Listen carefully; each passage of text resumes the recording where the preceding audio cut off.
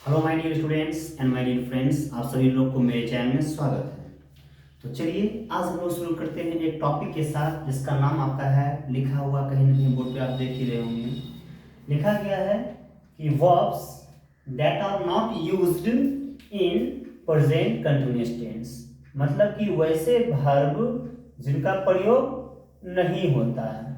हम जानते हैं कि present continuous tense, basically present continuous tense होता है क्या है, subject is am are plus जो भी वर्ब है इसका आईएनजी फॉर्म लगता है, मतलब क्रिया का चौथा रूप समझते हैं। हम प्रेजेंट कंटिन्यूअस टेंस में जब भी किसी क्रिया का प्रयोग करना होता है तो क्रिया का फोर्थ फॉर्म का प्रयोग करते हैं।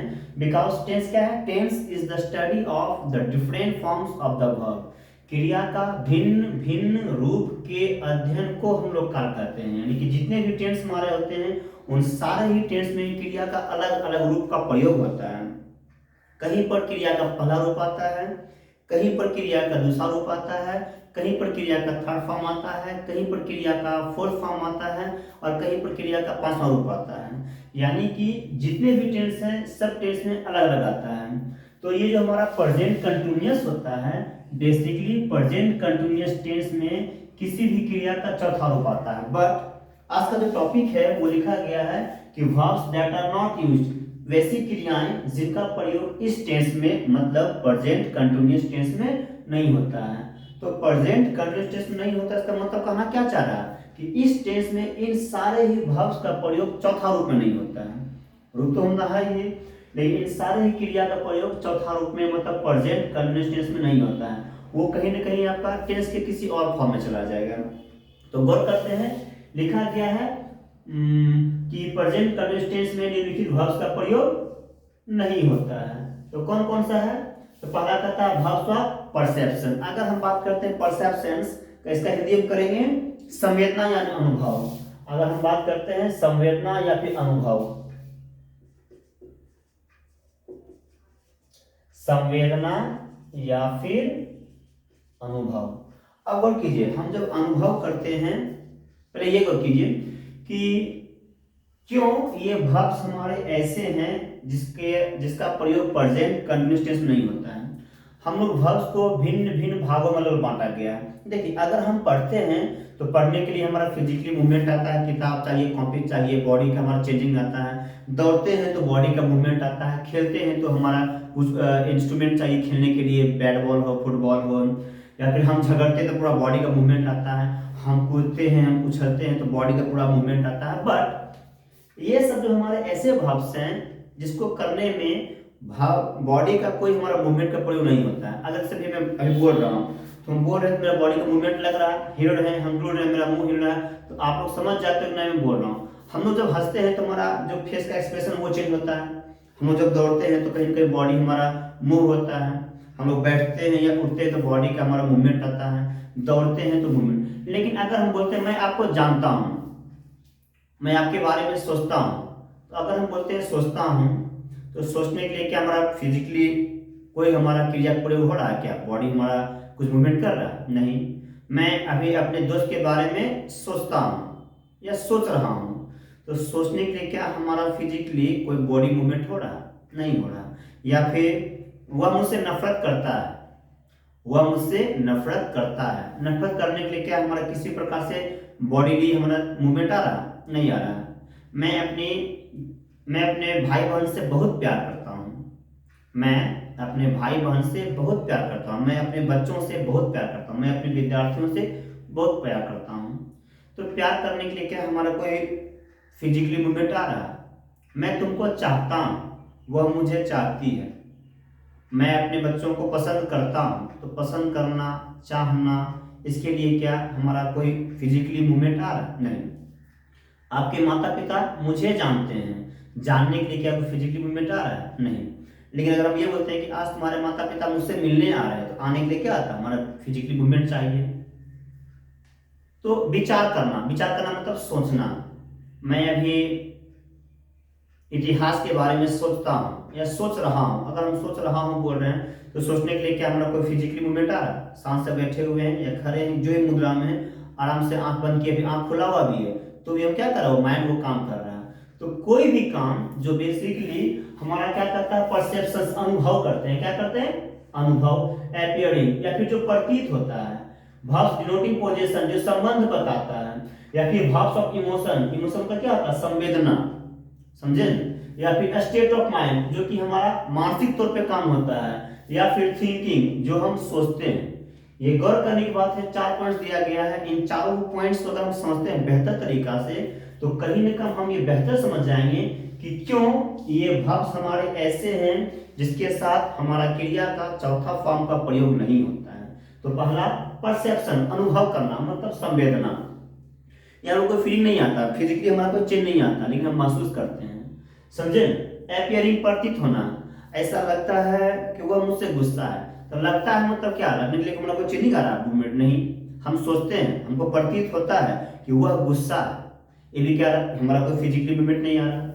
भाव डिनोटिंग पोजीशन, संबंध, मैं एक गाड़ी रखता हूँ, मैं 4 माल रखता हूँ, तो आई एम ऑनिंग, रखना हूँ मतलब क्या, रखने के हमारा कुछ है क्या, कोई मूवमेंट हो रहा है नहीं।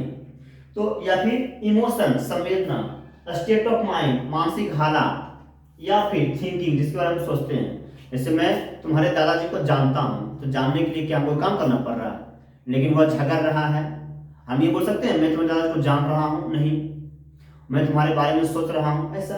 तो ये सब जितने भी हमारी क्रियाएं हैं बेसिकली ये ऐसी क्रियाएं हैं जो कहीं ना कहीं हमारा परसेप्शंस को बतलाता है, अपीयरिंग मतलब प्रतीत होना बताता है, पोजीशन मतलब संबंध रखना बताता है, स्टेट ऑफ माइंड मानसिक हालत, इमोशंस संवेदना, या फिर थिंकिंग जो कि सोच को बताता है। उन सब सारे ही क्रियाओं के साथ हम इस टेंस में क्रिया का चौथा रूप का प्रयोग नहीं करते हैं। अगर इस टेंस को हटा देंगे तो किसी और टेंस में कर सकते हैं, समझे ना। जैसे में एग्जाम्पल स्वरूप अगर आपको बोलते हैं कि मैं आपके माता पिता को जान रहा हूँ, समझिए, हम लेते हैं क्रिया, कहाँ लिखा हुआ था, कहीं कहीं पर होगा ही, चलिए।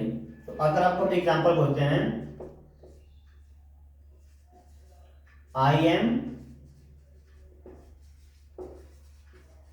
नोइंग योर पेरेंट्स, मैं तुम्हारे माता पिता को जान रहा हूं, क्या ये बोलना सही लगता है, मैं तुम्हारे माता पिता को जान रहा हूं, नहीं, मैं तुम्हारे माता पिता को जानता हूं। तो ये आपका वाक्य हो जाएगा अगला, क्या हो जाएगा, आई नो योर पेरेंट्स। तो अभी देखिए ये आपका क्या आ गया, ये क्रिया का बेस फॉर्म आ गया। अगर हम नोइंग बोलेंगे तो क्या आ जाएगा, ये हमारा कंटीन्यूअस फॉर्म आ जाएगा। तो इस टेंस में हमारा नो का चौथा रूप का प्रयोग नहीं होता है। अगर आपको हम आगे बोलते हैं अंडरस्टैंड, मतलब क्या होता है, समझना। जैसे में अगर आपको हम बोलते हैं कि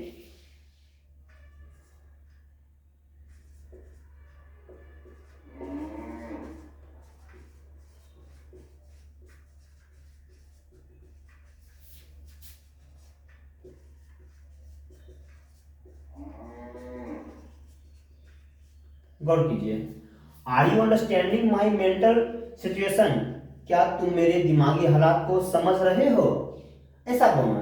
क्या यहाँ पर अगर अंडरस्टैंडिंग का प्रयोग कर रहे हैं तो क्या ये बोलना आपको सही लगता है सुनने में, नहीं।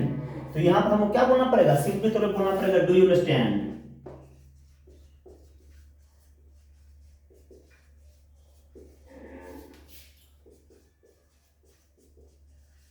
क्या तुम मेरी परेशानी को समझते हो, do you understand my problem. तो अभी अंडरस्टैंड क्या आ गया, ये क्रिया का बेस फॉर्म यानी क्रिया का प्रारूप आ गया है। और यहाँ पर देखिए तो हम अंडरस्टैंडिंग कर रहे थे, यहाँ पर क्या रहा, क्रिया का चौथा रूप आ रहा है। चौथा रूप मतलब कहीं कहीं कंटिन्यूअस, और इस टेंस में हम इसका चौथा रूप का प्रयोग नहीं करेंगे, समझे। अब देखिए एक और लिख रहे हैं,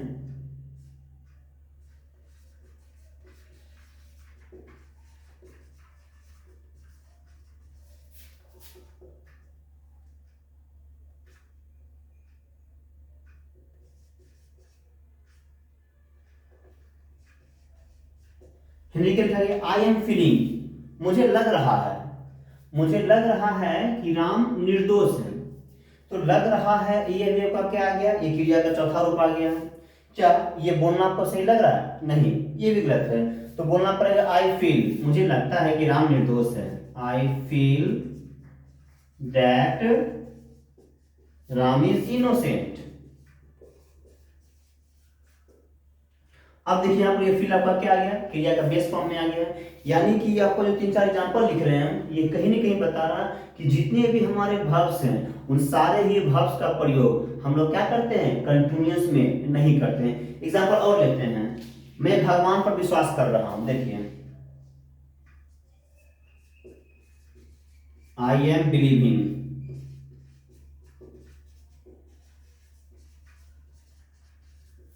मैं भगवान पर विश्वास कर रहा हूं या मैं भगवान पर विश्वास करता हूं। आप खुद बोल के देखिए, समझ के देखिए, सोच के देखिए, मैं भगवान पर विश्वास कर रहा हूं या मैं भगवान पर विश्वास करता हूं। ज्यादा सही कौन है, मैं भगवान पर विश्वास करता हूं, तो ये हो जाएगा आई बिलीव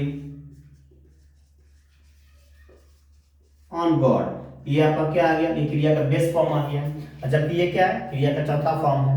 यानी यहां भी आपको सुनने में और लग रहा है, और सिंपली तौर पे ये जितने भी वर्ब्स हैं इनका प्रयोग हम लोग क्या करते हैं, इसके साथ नहीं करते हैं। अब आगे देखिए, एक बात लिखा रहे हैं,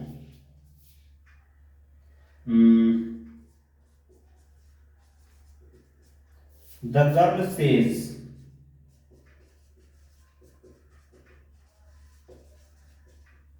द गर्ल सेज, लड़की कहती है, क्या कहती है, आई एम लविंग यू, मैं तुमको प्यार कर रहा हूं। समझने की बातें हैं, ये क्या कर रहा है, क्रिया का चौथा रूप।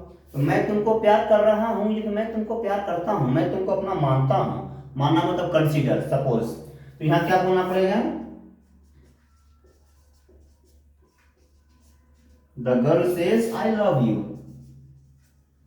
दैट। अब देखिए यहां पर ये क्या आ गया, क्रिया का बेस फॉर्म आ गया, और ये क्रिया का हमारा कंटीन्यूअस फॉर्म है। तो मैं तुमको प्यार कर रहा हूं, मैं तुमको समझ रहा हूं, ये बोलना मर जाता है, थोड़ा सा और लग जाता है। अब बोलना क्या पड़ेगा, मैं तुमको प्यार करता हूं। समझे।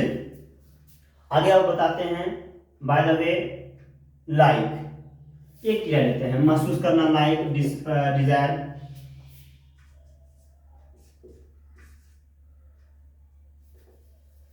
चलिए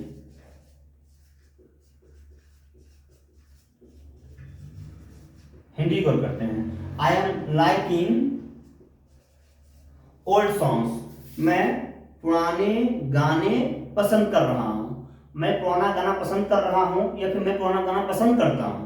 तो बोलना क्या पड़ेगा, ज्यादा सही, आई लाइक ओल्ड सॉन्ग्स।